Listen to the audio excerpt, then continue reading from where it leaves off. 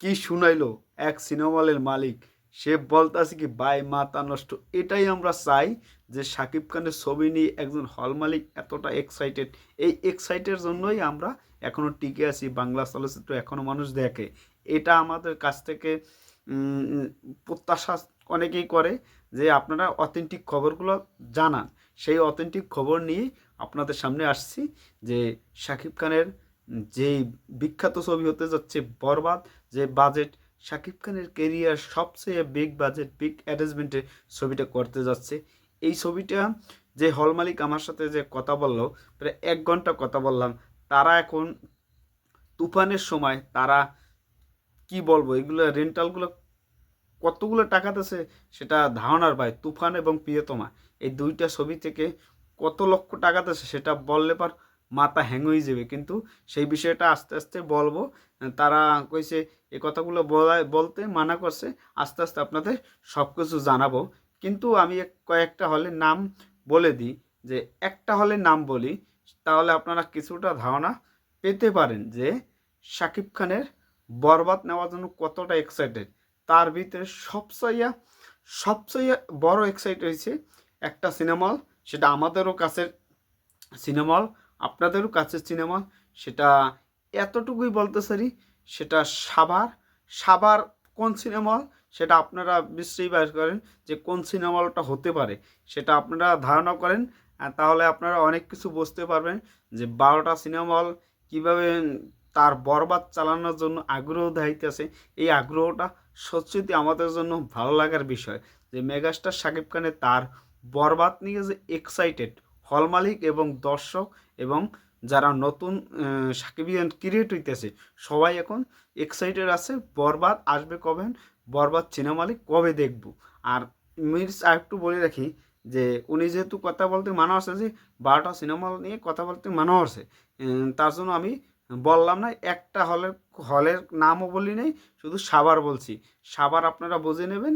আর কিছু না বললাম, আমাদের মূল টার্গেট যেটা যেটা এইরকম যদি প্রত্যেকটা হল মালিক আগ্রহ দেখাইতেছে বরবাদ নেওয়ার জন্য, মধুমিতা সিনেমা হল তারা তো অলরেডি বলেই দিছে যে আমরা শাকিব খানের বরবাদ দিয়ে প্রায় 4 থেকে 5 মাস পর আবার খুলতে যাচ্ছি শাকিব খানের এই ছবি মধুমিতার মাটি। সবসময় একটা ক্রাউড তৈরি করে, ওখানে ব্ল্যাক হয়। 70টার টিকিট 200 300 500 হয়ে যায়, 200টার টিকিট 1000 হয়ে যায়। তারপরও টিকিট পায় না, টিকিটের জন্য হাহাকার মধুমিতা সিনেমা হলে। এটা আমাদের জন্য ভালো লাগার বিষয়। এই বিষয়টা আমরা যতদিন শাকিব খানের ছবি আসবে ততদিন আমরা দেখতে পারবো। কিন্তু এই বরবাদ ছবিটা যদি সাকসেসফুলি না হয় তাহলে হল অনেক বন্ধ হয়ে যাবে। লাস্ট তাণ্ডব আসতেছে, তাণ্ডবের পরেই আপনারা দেখতে পারবেন অনেক সিনেমা বন্ধ হয়ে যাবে যদি হল এই বরবাদ ছবি ভালো না চলে। বরবাদ ছবি যে কোনো বিনিময়ে ভালো চলতে হবে, সেই কাজটা আপনাদের সাকিবিয়ান্সটা একাত্র হয়ে আপনারা করবেন, দর্শকদের কাছে জানাবেন।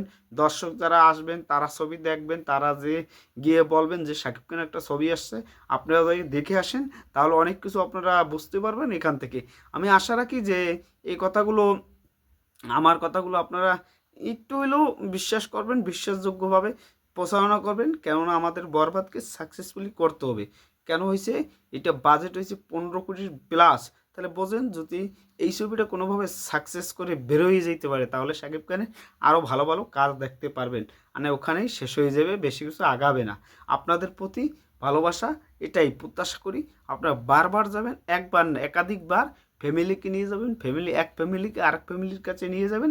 তারা অনুমান করে ভালো কিছু বলবেন, সে তাহলেই হবে। যাই হোক, আমরা বেশি কথা না বলি। আমাদের এই হল মালিক যে 12টা হলে প্রত্যেকটা সিনেমা হলে চলবে বরবাদ, এটাই আমাদের জন্য এক্সাইটেড। 12 হলের মালিক প্রত্যেকটা সিনেমা হলে চলবে বরবাদ। এসেই কী লাগে আমাদের, এসেই আর কি লাগে।